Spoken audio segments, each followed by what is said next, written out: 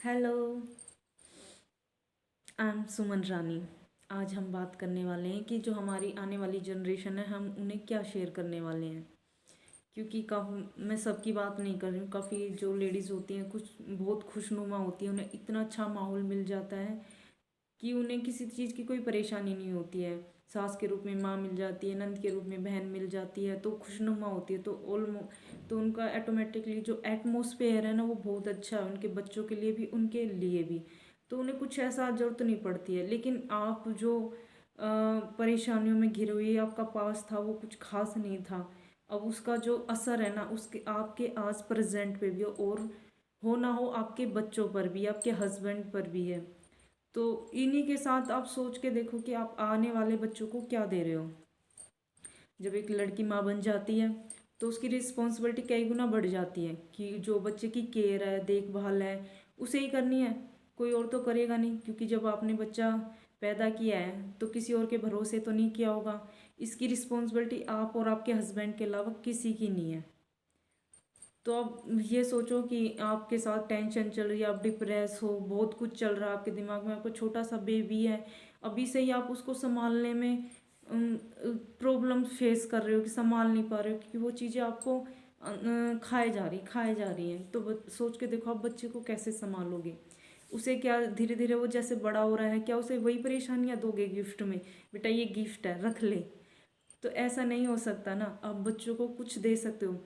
चलो आपने धीरे धीरे कोशिश भी करी कि जो आपकी परेशानी है उनको अपने साइड में रख के कोशिश कर रहे हो आप अपने बच्चों के साथ। स्कूल में गया, छोड़ आए हो, खाना दे दिया, लंच दे दिया, सब दे दिया, बच्चे को ले आए हो, पढ़ा दे, तो उसका जो होमवर्क है वो करा दिया, बस इनफ यही होगा।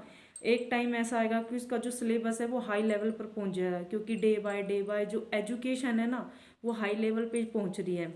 तो एक टाइम ऐसा आएगा कि आप उसका होमवर्क कराने में असमर्थ होगे, करा नहीं पाओगे, तब क्या करोगे।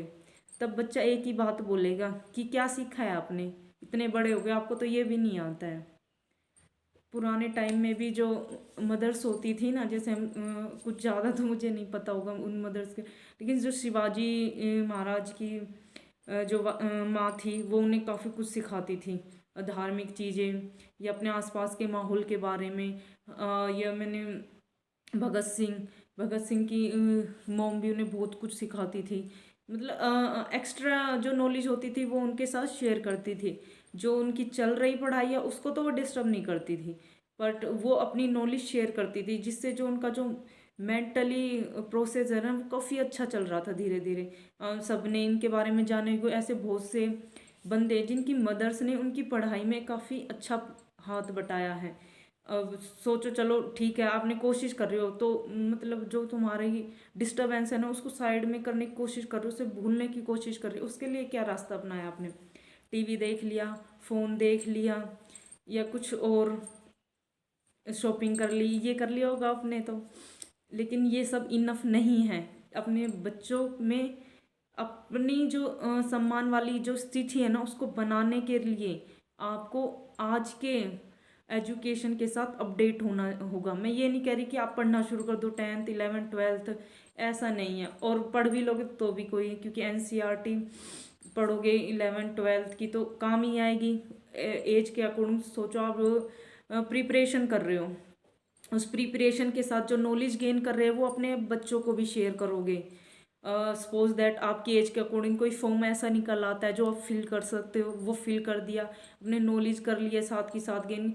सालों बीत जाते हैं नॉलेज गेन करने में, तो सुन बचपन से एक ही चीज़ सुनते आ रहे हैं, हालांकि मैं अपने पे फॉलो करती हूँ। मैं कभी भी हार नहीं मानती हूँ, काफ़ी सालों से मैं एग्ज़ाम की तैयारी करती रहती हूँ। मतलब अभी तो कुछ हुआ तो नहीं है पर कोशिश मैं करती रहती हूँ। अब भी मैं पढ़ने की पूरी कोशिश करती हूँ कि ठीक है, अब मैं ये सोच के करती हूँ कि अब मैं अपने बच्चों को जो मेरी नॉलेज है ना वो शेयर करती हूँ, कि कल को मेरे बच्चे ये ना कहे कि आपने आज तक कराई क्या था, क्या यही पढ़ाई करी थी। तो ये तो मैं नहीं सुनना चाहूँगी बिल्कुल भी।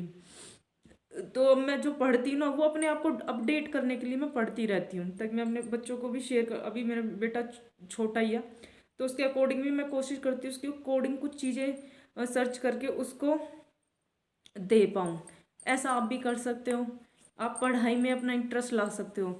सोचो अगर आपने कुछ टाइम भी मतलब ये आपकी हैबिट हो गई है कि आपको पढ़े बिना नींद नहीं आती है, तो ये आपके लिए सबसे अच्छा बेनिफिट होगा। इससे क्या होगा, आप मेंटली डिस्टर्ब भी नहीं रहोगे, कोई यादें आपको परेशान नहीं करेंगी, और आप अपने बच्चों के लिए सबसे अच्छी मिसाल बन पाओगे। और जैसा कि मैंने बताया कि जो नॉलेज है वो तो चाहे जितनी भी गेन कर लो, उसका तो कभी अंत ही नहीं होता है। ज़्यादा कुछ नहीं, न्यूज जहाँ आज हमारे समाज में सोशली क्या हो रहा है, इकोनॉमिकली क्या हो रहा है, या फिर हम जोग्राफिकली देख सकते हैं कि मौसम, मतलब बहुत कुछ है पढ़ने के लिए। आप जितना पढ़ना चाहो ना उतना पढ़ सकते हो।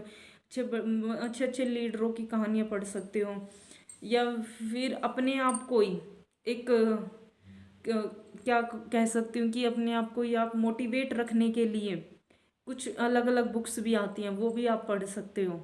तो कुल मिला के मेरा कहने का मतलब ये है कि अपने आप को अपडेट रखो, डे बाय डे की न्यूज के साथ अपने आप को अपडेट रखो, क्योंकि जब आपके बच्चे बड़े होंगे ना, तो अपने बुक्स नहीं पढ़ा सकते तो कोई बात नहीं, लेकिन आप जब वो अपडेटिंग जो नॉलेज होगी ना वो शेयर करोगे, तो उनको वो सबसे ज़्यादा अच्छा बेनिफिट वहाँ से मिलने वाला है। ठीक है, तो अपने आप को अपडेट रखो, पढ़ते रहो, और मेंटली अपने आप को फ्री रखो। बाय।